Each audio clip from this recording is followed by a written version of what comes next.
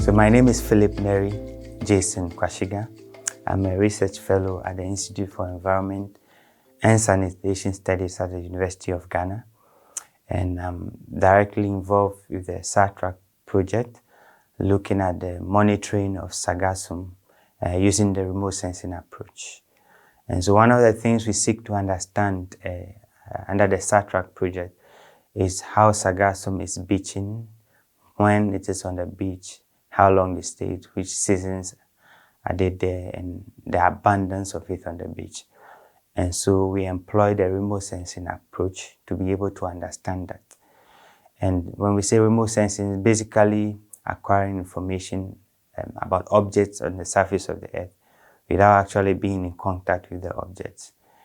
And so broadly speaking, there are about three platforms that we can talk about: the satellite, and the area photography, and then the land-based approaches. So in terms of satellites, we take advantage of platforms such as the Landsat, Sentinel-1 and 2, and then the PlanetScope. I'll talk specifically about the PlanetScope a bit later on. And then we have the area photographs, and more recently we more focus on unmanned area vehicles such as the drones. And then for land-based, we take advantage of fixed video points and CoastSnap points where people go and take pictures of recording what is happening at a particular time along the beach.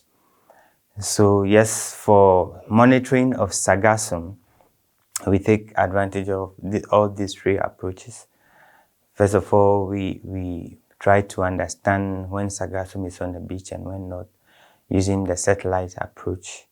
One thing we've noticed that with the satellite approach, you are able to cover a larger area, and also the frequency maybe a bit about. We have satellite images taken about almost daily shots of the same place, and then some to about 1 month. With PlanetScope, we downloaded daily images over our sites that we are monitoring, and then with those daily images, we are able to develop NDVI, that is a Natural Different Vegetation Index.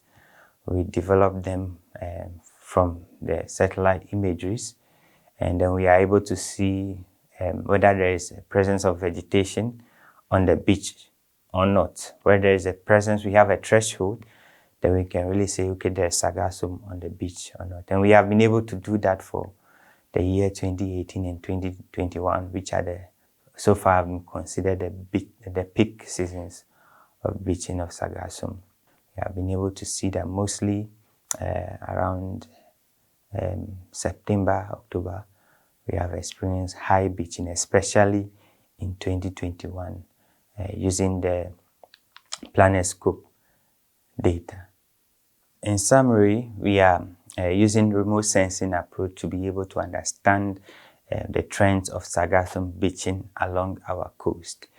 And I've gone a little bit into detail of how we use the PlanetScope or the satellite-based approach to be able to understand this beaching of sargassum.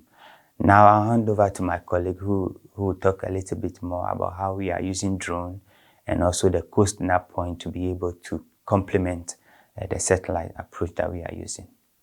Thank you very much.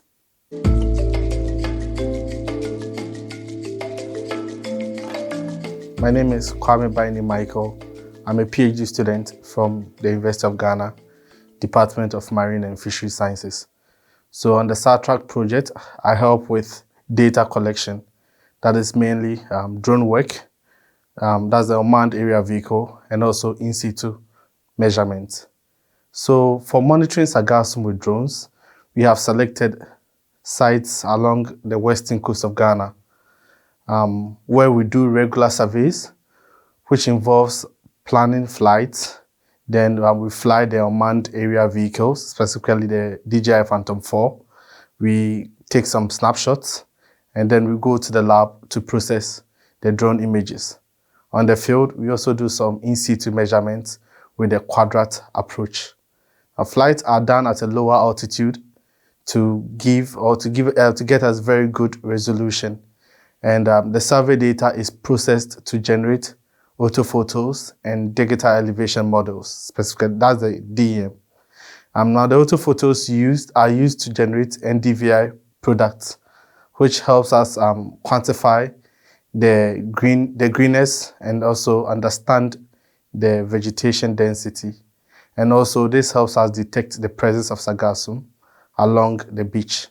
Another method that we employed is the use of the CoastSnap approach, where we've established some snap points along the western coast of Ghana, where you can use the smartphone, go to the snap point, and easily take pictures and then upload them to the CoastSnap app. This is a platform that already exists. And the advantage to this is data is free and it's open access. This also promotes citizen science, so the people in the community the community members can easily take part and upload pictures. And also this approach is very promising with advances in data processing, and that's using neural networks and AI. Thank you very much.